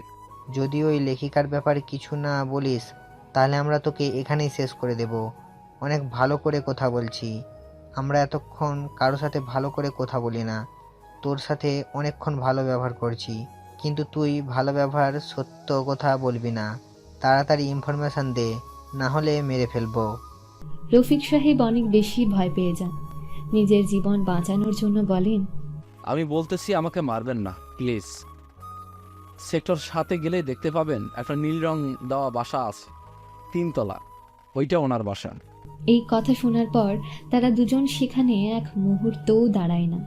তাড়াতাড়ি সেই বাসার উদ্দেশ্যে রওনা দেয়। এখান থেকে সেই বাসার দূরত্ব প্রায় 2 ঘন্টা। সন্ধ্যা নেমে গেছে, কিন্তু তারা দুজন থেমে নেই। তাদের আগ্রহ দেখে কেউ বুঝতে পারবে না তারা কার সাথে দেখা করতে যাচ্ছে। দুজনেই মিলে যেতে শুরু করে। সেই বাসায় পৌঁছে মেঘ তাকিয়ে আছে সেই বাসাটার দিকে। এরপর তারা ভেতরে ঢুকে কলিং বেল বাজাতে শুরু করে, কিন্তু কেউ দরজা খুলছে না। এটা দেখার পর রাফি বলে, আমার মনে হয় না এই বাসায় কেউ থাকে। ওই লোকটা মনে হয় আমাদেরকে ভুল ইনফরমেশন দিয়েছে। ওকে শেষ করে দিতে হবে। দোস্ত, এত অধৈর্য হচ্ছিস কেন? এখন আমাদেরকে অপেক্ষা করতে হবে। যদি কেউ বাসায় না থাকতো তাহলে কি এমনি এমনি ভিতর থেকে দরজা বন্ধ করে দিত? ওয়েট করে এমনিতেই দরজা খুলে দেবে। এরপর তারা দুজন অপেক্ষা করতে শুরু করে। প্রায় 5 মিনিট পর কেউ একজন দরজা খুলে দেয়। সামনের দিকেই তাকাতেই কান্না করে দেয়। মেঘা তো আশ্চর্যের চরম পর্যায়ে পৌঁছে গেছে। কোনোদিন চিন্তাও করতে পারেনি এভাবে তার জীবনে কিছু একটা ঘটবে। তখন সে সামনের দিকে তাকিয়ে কান্না করে দেয়। কিন্তু যখনই মনে পড়ে তার সব কিছু শেষ হয়ে গেছে, সে আর এক মুহূর্তও সেখানে দাঁড়ায় না, দৌড়ে ভেতরে চলে যায়। কিন্তু মেঘ আর রাফি পেছন পেছন যেতে শুরু করে। আমি বিশ্বাস করতে পারছি না যে মেঘ ফিরে এসেছে। আমি তখন দেখলাম তারা দুজন পিছনে দাঁড়িয়ে আছে। আমি তখন একটু কষ্ট করে নিজের কান্না আটকিয়ে বললাম, কারা আপনারা? আর এভাবে ভিতরে ঢুকে আসলেন কেন? আমি তো আপনাদেরকে ঢোকার অনুমতি দেইনি। এই কথা শোনার পর আমি মেঘার দিকে এগিয়ে গেলাম। সে আমাকে চিনতে পারছে না। কেন? আমি তখন তার দিকে তাকিয়ে বললাম, আমাকে চিনতে পারছিস না? আমি মেঘ। কোন মেঘ? আমি কোনো মেঘকে চিনি না। এখান থেকে চলে যান, কেউ দেখলে খারাপ ভাববে। আমি একটা অবিবাহিত মেয়ে, আর আপনারা এই সময় আমার বাসায়, এটা যে কোনো মানুষ খারাপ ভাববে। এখান থেকে চলে যান প্লিজ। আমি তখন তাকে পিছনে করলাম। সে আমার দিকে তাকিয়ে কথা বলছিল না। আমি তখন তাকে আমার দিকে ঘুরিয়ে বললাম, আমার সাথে এরকম কেন করতেছিস? আমি কষ্ট পাচ্ছি, সেটা বুঝতে পারছিস না? এই কথা শোনার পর আমি চুপ থাকতে পারলাম না। তার দিকে তাকিয়ে বললাম, কেন এখানে এসেছিস? এখান থেকে চলে যা। আমি তোকে আমার চোখের সামনে দেখতে চাই না। তুই এবারের খোঁজ কিভাবে পেলি? এটা তুই কিভাবে বলতে পারলি আমি বেঁচে আছি? এটা তোর কাছে আশ্চর্য মনে হচ্ছে না? তুই কী ভেবেছিস আমি মরে গেছি? না, আমি এবার মরতে পারি না। আমি তোকে ভালোবাসি। তুই কেন বুঝতে পারিস না? আমি এতদিন পর তোর কাছে আসলাম, তুই এরকম করছিস কেন? মেঘ, তুই জানিস না আমার সাথে কি হয়েছে। তুই এখান থেকে চলে যা। আমি চাই না তুই আমার কাছে আসিস। আমি একটা অপবিত্র মেয়ে। তুই আমার কাছে আসবি না, প্লিজ। আমি তখন মেঘাকে শক্ত করে জড়িয়ে ধরে বললাম, আমি সব কিছু জানি। আমি তোর বই পড়ে এখানে এসেছি। আমি এতদিন থেকে তোর বই পড়তাম, কিন্তু জানতাম না তুই মেঘা। কিন্তু তুই লাস্ট যে বইটা প্রকাশ করেছিস, এটা পড়ার পর আমি বুঝতে পেরেছি তুই আমার প্রিয় মানুষটা। সেজন্য আমি তোর কাছে চলে এসেছি। তুই ভাবিস না যে আমি তোর এরকম দুর্ঘটনার কারণে আমি তোকে রেখে দূরে চলে যাব। আমি এটা জেনেই তোর কাছে এসেছি তোকে সাপোর্ট করার জন্য। মেঘ যেটা বলছে সেটা সত্যি। আমি ওকে দেখেছি। তোমার বইটা পড়ার পর কেমন জানি পাগল হয়ে গেছিলাম। আমি বিশ্বাসই করতে পারছিলাম না এরকম কোনো মানুষকে ভালোবাসতে পারে। তুমি প্লিজ ওকে ফিরিয়ে দিও না। আমি অনেক আশা নিয়ে আমার বন্ধুকে এখানে নিয়ে এসেছি। তুমি এরকম করো না প্লিজ। আমি তখন তার দিকে তাকিয়ে আছি। তারা দুজন আমার সামনে এরকম কথা বলছিল। আমি তখন মেঘকে জড়িয়ে ধরলাম। আমি বিশ্বাস করতাম মেঘ আমাকে কোনোদিন ছেড়ে যাবে না। এরপরও নিজের অবস্থার প্রতি অনেক বেশি লজ্জিত ছিলাম। কিন্তু আজ আর আমি নিজেকে সামলাতে পারছি না। আমি তখন তাকে জড়িয়ে ধরে কান্না করতে শুরু করলাম। তখন মেঘ বলল, তোকে বেশি দিন আর কান্না করতে হবে না। তুই কি ভাবছিস আমি কিছু করিনি? এতদিন আমি রাফির সাথে এতদিন ছিলাম। রাফি হচ্ছে একজন হ্যাকার এবং তার কাছ থেকে আমি হ্যাকিং শিখেছি। এতদিন থেকে তোর বইয়ের লেখা যত অপরাধীর নাম আছে সবাইকে আমি শেষ করে ফেলেছি। শুধুমাত্র সজীব বাকি আছে। সজীবের পেছনে লোক লাগিয়ে দিয়েছি। এখন সজীব আমাদের হাত থেকে বাঁচতে পারবে না। ওকে আমি শেষ করে দিব। এই কথা শোনার পর মেঘা অনেক বেশি ভয় পেয়ে যায়। এখন সে আর কাউকে হারাতে চায় না। তার বাবা মাকে সে হারিয়েছে, এখন আর নতুন করে কাউকে হারাতে চায় না। এজন্য বলে, না মেঘ, আমি এটা চাই না। আমি চাই না তুই নতুন করে কোনো ঝামেলা জড়াস। এই ঝামেলা করতে গিয়েই আমাদের সবাইকে হারাতে হয়েছে। আমি আর চাই না কেউ আমার জীবন থেকে চলে যাক। সব কিছু বন্ধ কর। আমি তখন মেঘাকে শক্ত করে জড়িয়ে ধরে বললাম, কোনো কিছু চিন্তা করতে হবে না। রাফি আমার পাশে আছে। আমরা দুজন মিলে এই কাজটা করতে পারবো। তোকে তো বিষয় নিয়ে কোনো ভয় পেতে হবে না। তুই কেন বুঝতে পারছিস না? আমার এসব অনেক ভয় করছে। আমি আর নিজের জীবনকে আতঙ্কের মুখে ফেলতে চাই না। তোকে কখনো বিপদের মধ্যে দেখতে চাই না। এখন থেকে এই সব কিছু থেকে আমরা সরে যাব। আমরা অনেক দূরে চলে যাব। এই দেশে আর থাকবো না। মেঘা, তুই এটা কিভাবে করতে পারলি? তোর বাবা মা যার কারণে মারা গেছেন তাকে শাস্তি দিতে হবে। আমরা সুযোগকে খুব তাড়াতাড়ি ধরে ফেলবো। আমার লোকজন তার লোকজনের উপর নজর রাখতেছে। খুব তাড়াতাড়ি আমরা সুযোগের কাছে পৌঁছে যাব। তুই কি চাস না তোর বাবা মাকে যারা মেরেছে তাদেরকে শাস্তি দিতে? এরপর তারা মেঘাকে বোঝাতে শুরু করে। মেঘা বুঝতে পারে এখন তার কি করা উচিত। সে রাজি হয়ে যায় সজীবকে শাস্তি দেওয়ার জন্য, এবং মেঘ জানতো মেঘা রাজি হবে। এই জন্য সে কাজের গতি আরও বাড়িয়ে দেয়। যে করেই হোক সজীবকে ধরতে হবে। মেঘ ফিরে যেতে চাইলেই মেঘা বলে, মেঘ, আমি চাই না তুই আমার থেকে দূরে চলে যা। আমি এখন সব সময় তোকে আমার সামনে দেখতে চাই। তুই প্লিজ যাবি না। তুই এখানেই থাকবি। আমি তখন মেঘার দিকে তাকালাম। মেঘা দেখলাম কান্না করে কথাগুলো বলছিল। এরা দেখার পর রাফি আমাকে বলল, দোস্ত, তোর এখানে থাকা উচিত। আমি সব কিছু সামলে নেব। দোস্ত, আমি তোকে ছেড়ে থাকতে পারবো না। যেমন মেঘাকে আমার জীবনের প্রয়োজন, সেরকমভাবে তোকেও আমার জীবনের প্রয়োজন। আমি আজই মেঘাকে এই মুহূর্তে বিয়ে করব। তুই এখানে চলে আসবি। আমরা এই বাড়িতে আর থাকবো না। এমনিতে তো আমাদের বাড়ি পরিবর্তন করতে হবে। এই বাড়িতে চলে আসবো। সব কিছুর ব্যবস্থা কর। এই কথা শোনার পর রাফি রাজি হয়ে যায় এবং সব কিছু নিয়ে আসার জন্য বাসায় চলে যায়। সেখান থেকে তার কম্পিউটার সহ সব কিছু নিয়ে চলে আসে। ওদিকে মেঘা তখন বলে, মেঘ, আরেকবার চিন্তা করে দেখ। আমাকে তুই বিয়ে করবি? এরপর তোকে কিন্তু সবাই অপমান করবে। আমি তোকে অপমানিত হতে দিব না। তুই এক কাজ কর, এটা বন্ধ করে দে। তুই এটা কিভাবে বলতে পারলি? আমি কোনোদিন এসব বিষয়ে চিন্তা করতে পারি না। এটা একটা দুর্ঘটনা শুধুমাত্র। আমি দুর্ঘটনাকে মনে করতে চাই না। তুই এটাকে ভুলে যাবি। রাফি সবকিছুর ব্যবস্থা করে তাদের দুজনই রাতের মধ্যে বিয়ে সম্পন্ন করে। মেঘা বিশ্বাসই করতে পারছিল না এত সব কিছু ঘটে যাবে একদিনের ভেতর, যেটা তার কল্পনায়ও ছিল না সেটা সম্ভব হয়েছে। পরের দিন থেকে তারা তিনজন মিলে খুঁজতে শুরু করে সজীবকে। রাফির একটা বিশ্বস্ত কর্মচারী আবির ফোন করে বলে, আমরা সজীবকে ধরতে পেরেছি। সে বর্তমান কক্সবাজারে আছে। মায়ানমার থেকে তার অনেক বড় একটা অস্ত্রের সাপ্লাই আসছিল। এটাকে রিসিভ করার জন্য সে কক্সবাজারে আছে। আপনি তাড়াতাড়ি এখানে চলে আসুন। তুমি ওয়েট করো, ওর ব্যাপারে সবকিছু খুঁজে নিতে শুরু করো। ওর পেছনে পেছনে থাকবে, কোথাও যায় কি করে সব ব্যাপারে আমাদেরকে জানাবে। কোনো কিছু যেন বাইরে বের না হয়, সব কিছু আগলে করবে এবং অপেক্ষা করতে শুরু করো। আমরা কালকের ভিতরেই চলে আসতেছি। পরের দিন সকাল হতে তারা ট্রেনে করে কক্সবাজারে পৌঁছায়। ওখানে যাওয়ার পর তারা আবিরের সাথে দেখা করে। আবিরের সাথে দেখা করে সব ব্যাপারে জানতে পারে। সজীবকে চোখের সামনে এতদিন পর দেখে মেঘা কান্না করে দেয়, কারণ এই ছেলেটা তার জীবনে এত ভয়ঙ্কর অবস্থার পেছনে দায়ী। এরপর তারা তিনজন সজীবের ব্যাপারে খোঁজ নিতে শুরু করে। সজীব এবং তার কিছু লোকজন মিলে এই কাজটা করেছিল। তাদের গোডাউন কক্সবাজার সমুদ্র সৈকত থেকে 1 কিলোমিটার দূরে একটা পুরনো বাড়িতে। তখন রাফি মেঘকে বলে, দোস্ত, সজীবকে সব কিছু নিয়ে গোডাউনে যাবে এটা নিশ্চয়ই। আমরা এক কাজ করি, ওর গোডাউনের মধ্যে বোম ফিট করে রাখবো। এরপর যখন ও ভিতরে ঢুকবে তখন আমরা এটা ফাটিয়ে দেব। তখন ওর যেমন মৃত্যু হবে, সাথে ওর লোকজন যত আছে সবার জীবন চলে যাবে। সাথে করে ওর যতগুলো অস্ত্র নিয়ে এসেছিল সব কিছু শেষ হয়ে যাবে। এটা কিন্তু ঠিক বলেছিস। তাহলে এখানে দাঁড়িয়ে আছিস কেন? তাড়াতাড়ি চল, আমাদেরকে এখন যেতে হবে। ও এখনও এখানে আছে, এখান থেকে যেতে অনেক সময় লাগবে। এরপর তারা দুজন চলে যায় সজীবের গোডাউনে। ওখানে যাওয়ার পর কিছু লোকজন তাদের উপর আক্রমণ করে, কিন্তু তারা গুলি করতে শুরু করে সেই লোকগুলোর উপর। 2টা লোককে পাহারার জন্য রাখা হয়েছে। তাদের দুজনকে মেরে তারা ভেতরে ঢুকে।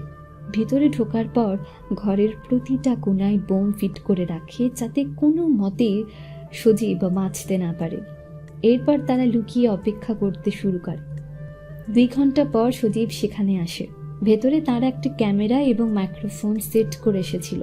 তখন সেই মাইক্রোফোন দিয়ে মেঘা বলে, সজীব, তোর জীবনের শেষ মুহূর্ত চলে এসেছে। চিন্তা করতে হবে না। আমার সাথে যতগুলো অন্যায় করেছিস সবগুলোর কথা তুই কী ভেবেছিলি তুই বেঁচে যাবি? এটা কোনোদিনও হতে পারে না। তুই আমার হাত থেকে বাঁচতে পারবি না। তুই কী ভেবেছিলি আমাদের একদম শেষ করে দিয়েছিস? না, যারা অন্যায় করে তাদেরকে শেষ হয়ে যেতে হয়। তাই তোর মৃত্যুর সময় এসে গেছে। এখন নিজের অন্ধকার জীবনের কথা মনে করে তো অবাক করতে শুরু কর। আবির তখন ভেতরে এরকম কথা শুনে চারদিকে তাকাতে শুরু করে। তার লোকজন সবাই অবাক হয়ে গেছে, কথাগুলো কোথা থেকে আসছিল। তখন তার উপরে তাকিয়ে দেখে একটা স্পিকার সেখানে রাখা। তখন একটা লোক চিৎকার করে বলে, স্যার, সর্বনাশ হয়ে গেছে। আমাদের গোডাউনের চারদিকে বোম ফিট করা, এগুলোতে টাইম সেট করা আছে, আর মাত্র 3 মিনিট পরে এগুলো ফেটে যাবে। আমাদেরকে এখান থেকে। এই কথা শোনার পর সজীব চারদিকে দৌড়াতে শুরু করে, কিন্তু দরজাগুলোতে তালা দেওয়া। সে কিভাবে বের হবে? তখন সেখানে দৌড়াতে শুরু করে। এরপর কান্না করে বলে, আমি ভুল করে ফেলেছি মেঘা। আমি আর কোনোদিন এরকম কোনো কাজ করব না। আমি কথা দিচ্ছি, আমি ভালো হয়ে যাব। আমাকে এখান থেকে ছেড়ে দাও। আমি মরতে চাই না। তোমরা যেটা বলবে আমি সেটাই মেনে নেব। তোমরা প্লিজ আমাকে ছেড়ে দাও। তখন মেঘ গিয়ে সেই মাইক্রোফোনটার কাছে গিয়ে বলে, তুই যতগুলো অন্যায় করেছিস সেগুলোর কথা চিন্তা করতে থাক। তুই কি মনে করিস এতগুলো অন্যায় করার পরও তোকে আমরা ক্ষমা করে দিব? তুই কি করে ভাবলি আমাকে মেরে ফেলবি, তাই না? কিন্তু তুই হয়তো জানিস না, অন্যায় যারা করে তাদের হয়তো কিছুদিন শক্তি থাকে, কিন্তু যারা অন্যায় পথে থাকে তাদের স্বয়ং সৃষ্টিকর্তা সহযোগিতা করে। তাই এখনও যতগুলো পাপ করেছিস সেগুলোর কারণে ক্ষমা প্রার্থনা কর। তোকে বাঁচানোর মতন পাওয়ার এখন এই পৃথিবীতে কারো হয়নি। তখন তারা রিমোট নিয়ে বাইরে অপেক্ষা করতে শুরু করে। মৃত্যুর আগে সজীবের আহাজারি তারা বাইরে থেকে দেখেছিল। এটা দেখার পর তারা দুজন রিমোটটা হাতে নেয়। দুজনে মিলে একসাথে রিমোটের রেড বাটনে চাপ দেয়। এবং সঙ্গে সঙ্গে সেখানে একটা বিশাল বিস্ফোরণ হয়। দুজনের মুখে সেই চওড়া হাসি দেখে মনে হচ্ছিল কষ্টগুলো মনে হয় এখন প্রকাশ পেতে শুরু করেছে। তারা সজীবের বিধ্বস্ত দেহটা দেখতে পায়, কিন্তু তারা বাইরে দাঁড়িয়েছিল, ক্যামেরাটা পর্যন্ত চূর্ণ বিচূর্ণ হয়ে গেছে। তখন তারা ভেতরে ঢুকে সজীবের বিধ্বস্ত চেহারাটা দেখতে শুরু করে, কিন্তু কিছুক্ষণ তাকিয়ে থাকার পর মেঘা তার মুখের উপর থুতু দিয়ে বলে, তোর মতো জানোয়ারের এই পৃথিবীতে বেঁচে থাকার কোনো অধিকার নেই। তুই তোর শাস্তি পেয়েছিস।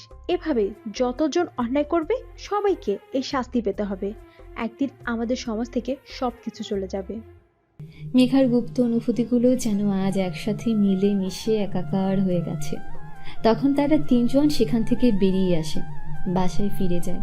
বাসায় ফিরে যাওয়ার পর মেঘ রাফিকে জড়িয়ে ধরে বলে, দোস্ত, তুই পাশে না থাকলে আমি কোনোদিনও এই কাজটা করতে পারতাম না। তোর কাছে আমি চিরকৃতজ্ঞ। তুই যে সহযোগিতাগুলো আমাকে করেছিস সেগুলো আমি কোনোদিনও বলতে পারবো না। আমার জীবন তুই বাঁচিয়েছিস, আমাকে নতুন করে জীবনে বাঁচতে শিখিয়েছিস। এটা তুই কিভাবে বলতে পারলি দোস্ত? আমি তোকে কোনো কিছু করিনি, আমি শুধু সত্যের পথে থেকেছি এবং তোকে সহযোগিতা করেছি। তবে আমি তোর কাছে একটাই রিকোয়েস্ট করতে চাই, তুই সব সময় আমার পাশে থাকবি, আমাকে ছেড়ে যাবি না। আমার কেউ নেই, তোমরা দুজনেই আমার আপন। আমি তখন রাফি ভাইয়ের কাছে গিয়ে বললাম, এটা কিভাবে বলতে পারলেন ভাই? আমরা আপনাকে ছেড়ে চলে যাব? এটা আপনি চিন্তা করলেন কিভাবে? আপনি আমাদেরকে এতটা সহযোগিতা করেছেন, আমরা 4 দিন আপনার কাছে থাকব। এরপর তারা অনেকক্ষণ বসে কথা বলে। রাতে যখন ঘুমোতে যায় তখন মেঘা মেঘকে বলে, আমার বিশ্বাস ছিল তুই একদিন না একদিন আমার কাছে ফিরে আসবি, এবং আমার বিশ্বাসই সত্যি হয়েছে। আমি যেটা ভেবেছিলাম সেটাই হয়েছে। আমি কোনোদিনও ভাবতে পারিনি আমি তোকে ভালোবাসবো। তবে আমি আস্তে আস্তে তোর কাছ থেকে দূরে গিয়ে বুঝতে পেরেছি আমি কতটা দুর্বল তোকে ছাড়া। তবে এখন আর দূরত্ব নয়। এরপর তারা দুজন দুজনকে জড়িয়ে ধরে। এভাবেই চলতে থাকুক পৃথিবীর সকল ভালোবাসা। সত্যিকারের ভালোবাসা তো সেটাই যেটা সব সময় প্রবাহমান থাকে। নিজের প্রিয় মানুষের সামান্য দুর্বলতাকে যে শক্তিতে রূপান্তরিত করে। মানুষের জীবনে মাঝে মাঝে এরকম দুর্ঘটনা ঘটে, সেজন্য তাকে ছেড়ে যাওয়াটা সত্যিকারের বোকামি ছাড়া আর কিছুই হবে না। তবে ভালোবাসা সেটাই যেটা সব সময় পাশে থাকে। অন্ধকার তো সামান্য কিছু দিনের জন্য, অন্ধকারের পেছনেই আলো লুকিয়ে থাকে। তবে আমরা অন্ধকারকে আগলে রেখে যখন আলোর একদম কাছাকাছি চলে যাই, তখনই আমরা অধৈর্য হয়ে আত্মহত্যার পথ বেছে নিই। সব অন্ধকারের দিন কেটে যাবে, সে বিশ্বাস রেখে যদি সামনের দিকে এগিয়ে যাই, তাহলেই আমরা কোনোদিন ক্ষতির সম্মুখীন হব না, বরং আমাদের জীবনে আসবে সুন্দর কিছু মুহূর্ত। তাই নিজের অবস্থানের উপর সন্তুষ্ট হন এবং সামনে নতুন এবং সুন্দর দিন আসবে, এই বিশ্বাস রেখে কাজ করে যান। একদিন সব কিছু শেষ হয়ে নতুন আলোয় আলোকিত হবে আমাদের জীবন। আজ এই পর্যন্তই, দেখা হবে পরবর্তী কোনো গল্পতে। সে পর্যন্ত সবাই ভালো থাকবেন, সুস্থ থাকবেন। আল্লাহ হাফেজ।